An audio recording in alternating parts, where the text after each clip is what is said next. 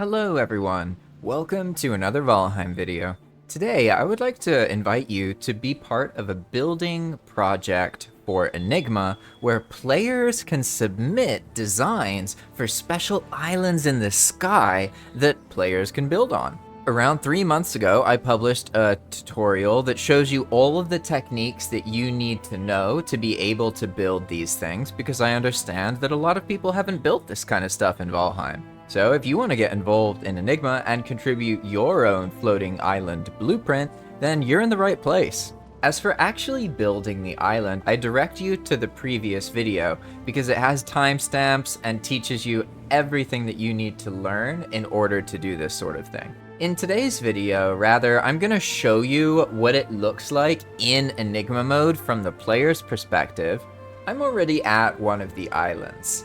This is the entrance to the floating island. Every Enigma world has a couple hundred of these mysterious islands with this glowing red crystal and a bunch of chests.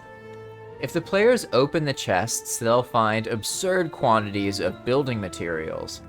But if they open a chest a little bit too close to the crystal, they'll activate the teleportation mechanic. This will throw them up into the sky onto one of these special builders' islands.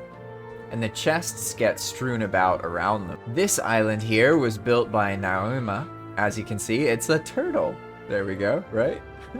Pretty cool, huh? You have to make sure that you think about it like a player from this point of view.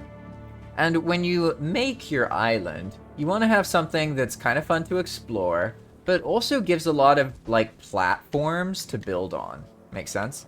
And that's why I think this one's really cool, because it basically has two parts, and you can kind of keep jumping up, right?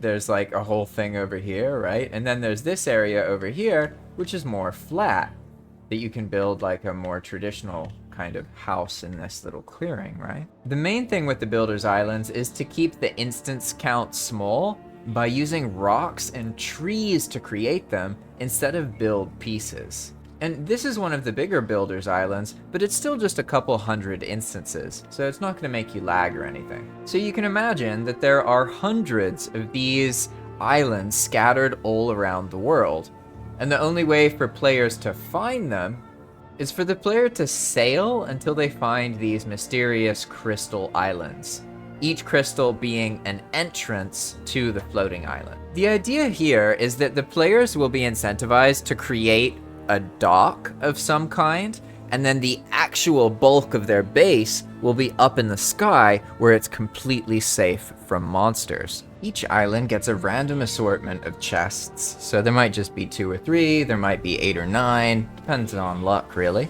And then when the player interacts close to the crystal, they'll get teleported up. Once the player arrives at the top, they'll get a message that gives credit to the original designer. As you can see here, this island was designed by Conchonery. And this is another great illustration of how you can make the Builder's Islands. Remember, you want to make something that inspires people to build on it. It's a little bit different than making a building. Makes sense? You want to keep it minimal and make it feel like it has something that inspires you to make something else. You get it? And if you want a better understanding of exactly how this feels to a player in Enigma mode, then why not just try Enigma mode out yourself in single player? You can actually access these islands almost immediately, because as soon as you get near the water, Odin will give you 1 carve a day, and you can use that carve to find one of these islands and then see what it feels like to just get teleported up there and see how it looks with the lighting and everything like that. And remember, I have a guide already made that goes into detail about everything you need to know to produce these islands. There's a couple tricks you might need to use to stop the assets from falling out of the sky and that kind of thing. If this sounds interesting to you, why don't you start designing a floating island for the Enigma Mode project? I've set everything up for this project, so it's very easy for me to update the islands. As soon as you give me the file, I can put it in the script, and then players will find it in their world without having to run any location commands. It's pretty cool. Alternatively, if you want to support my work, then consider renting your own dedicated Valheim server at my sponsor, Zap Hosting. Just use the link in the description or go to zaphosting.com/jpvalheim. Or you could just like the video and subscribe to the channel. That also makes a big difference. Thanks for watching, and I'll see you in the next video. Bye-bye!